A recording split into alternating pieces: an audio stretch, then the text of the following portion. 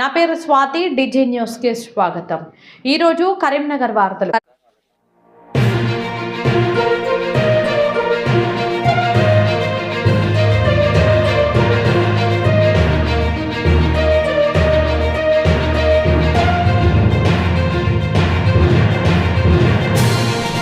రోజులకే ఇంటి ముందు తెచ్చి జేసీపీ పెట్టిండు.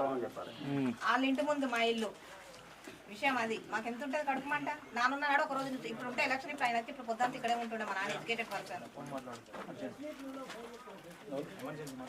మా కొడుకు వచ్చిండు 30 సంవత్సరాల కింద. మరి నువ్వు మరి ఏ అధికారికంగా పెట్టు? నీ దగ్గర ఏం కాగితం? కరోనా కాలంలో నువ్వు ఎవరిని ఆదుకున్నావు చెప్పినావు.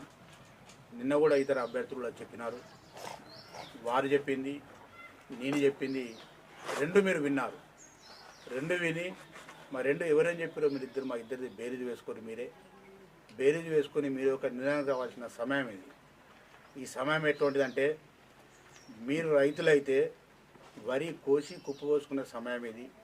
మీరు కూలీలైతే పొద్దంతా కష్టం చేసి సాయంత్రం కూలీ తీసుకొని పోయే సమయం ఇది.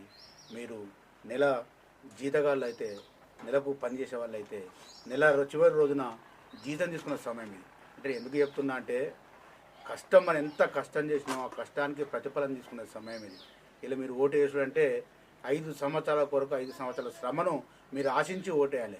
5 సంవత్సరాల ఫలితాన్ని ఆశించి ఓటేయాలి. మేము ఒక్కటే విజ్ఞప్తి చెప్తున్నాం. మేము ఒక్కటేసారి మాకు అవకాశం ఇచ్చారు గ్రామ ప్రజలు. వాళ్ళకు 10 సంవత్సరాలు ఒకసారి వార్డు సభ్యుడిగా వాళ్ళకు 15 సంవత్సరాలు అవకాశం ఇచ్చారు. వాళ్ళు వార్డు సభ్యునిగా కానీ 10 సంవత్సరాల సర్పంచ్గా అవకాశం కానీ ఎన్ని పనులు చేసారు. మాకు ఒక్కసారి అవకాశం ఇచ్చినా, ఒకసారి ఎంపీటీసీ అవకాశం ఇచ్చినా మేమేంటి పనులు చేసినా మీరే బేరీ చేసుకోవాలి. మేము ఒక్కటే చెప్తున్నాం. ఇలా ఒకటో వార్డు నుంచి మొదలు పెడితే మన గ్రామంలో 12 వార్డులు. 12 వార్డులలో నేను ఎక్కడికైనా ఈ పని నేను చేయగలుగుతా అని చెప్తా.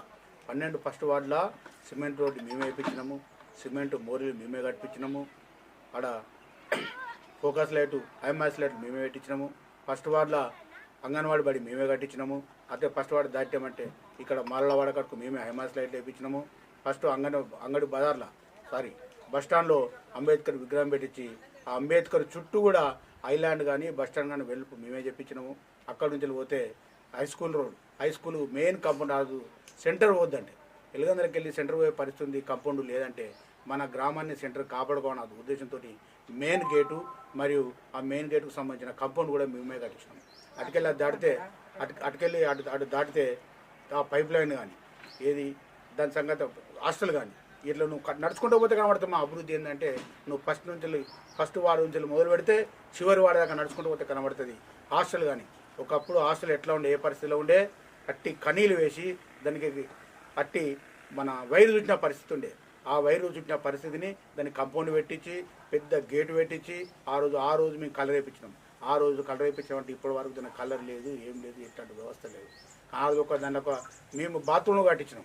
నువ్వు ఒక్క బాత్రూమ్ కానీ విద్యార్థులకు ఎవరు కానీ ఏం కానీ చేయలేదు. ఇదే హై స్కూల్లో కూడా బాత్రూమ్లు మేమే కట్టించినాము, అదనపు గదులు వంట రూములు మేమే కట్టించినాం తప్ప ఒక్క పని కూడా ఇతరులు చేయలేదు.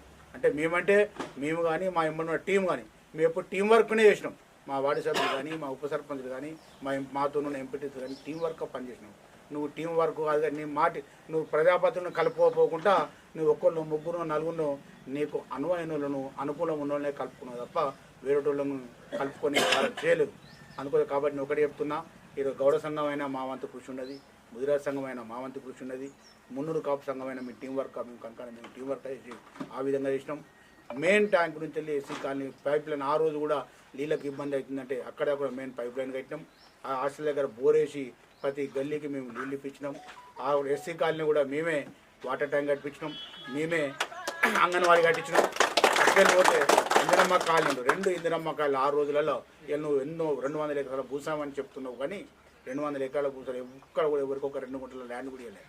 ఇలా మేము భూస్వాములు కాకుండా మేము గరీబు ఏదో మాకు ఆ రోజు ప్రభుత్వం మాకు ఎకరమో 2 ఎకరాల మా అంతకు భూమి ఇస్తే కూడా మా భూములు త్యాగం చేసి మేము మా పాలులే మేమందరం మా భూములు త్యాగం చేసి ప్రజలందరికీ కూడా మేము ఆ రోజు పంచుకో గుంటను అర్ధ గుంటను భూమి ఇచ్చి ఒక 200 నుంచి 250 ఇల్లు కట్టించాం. మేము ఎందుకు కట్టించాం ప్రజలందరికీ ఒక నీడా గూడు ఉండాలన్న కాన్సెప్ట్తో ప్రజలు కట్టింది. ఇక నువ్వు ఏం చెప్తున్నావు, వాళ్ళు ఇతరులే నేను ఎవరిది ఆక్రమించుకోలేదు, వేరే వాళ్ళకి పట్టా ఇచ్చిండ్రు, అదే 28 సర్వే నెంబర్గా వాళ్ళకి పట్టా ఇచ్చింది, మాకు కూడా పట్టా ఇచ్చింది 28 సర్వే నెంబర్గా, ప్రభుత్వం ఇచ్చింది కదా. మరి వాళ్ళు ప్రభుత్వం ఇచ్చింది నువ్వు ఎట్లా అమ్మిస్తావు, నువ్వు ఎట్లా వ్యాపారం చేస్తావు, ఇలా మేము ఎట్లా ప్రజలకు ఇచ్చాము, మీరు ప్రజలు ఆలోచన చేయాలి. ప్రజలే మీరు ఆలోచన చేయాలి. నేను తిరిగాస్తే అన్న మేము విన్నాము, వాళ్ళు చెప్పిన మాట విన్నాము, మీరు చెప్పిన మాట విన్నాము, ఈ రెండు మాటల మేము ఎవరో అర్థం చేసుకుంటున్నామన్నా, మీరు సరే భయపడవలసిన అవసరం లేదని చెప్తాడు. అటుకెళ్ళి పోతే ఎస్సీ కాలనీలో ట్యాంక్ మేము కట్టించినాము, ఇందిరమ్మ సిమెంట్ రోడ్డు కట్టించినాము, ఇందిరమ్మ ఇల్లు దాని పక్క ఉంటే కూడా ఎక్కువ అక్కడ పైప్ లైన్ వేయించినాము. అదే ఎల్లమ్మ పద్మశాలి కాలనీలో ఎల్లమ్మ ముంగట ఆడికి పెద్ద ఊరు మోరు కూడా మేమే కట్టించినాము. శ్రీరాంపల్లి పోతే శ్రీరాంపల్లి కూడా సిమెంట్ రోడ్డు మేమే కట్టించినాము, మోర్లు మేమే కట్టించినాము, ఆడ అంగన్వాడీ స్కూల్లో మేము కట్టించినాము. అక్కడ శ్రీరాంపల్లిలో బడి ఎక్కడ మూత్రశాల కూడా మేము కట్టించినాము.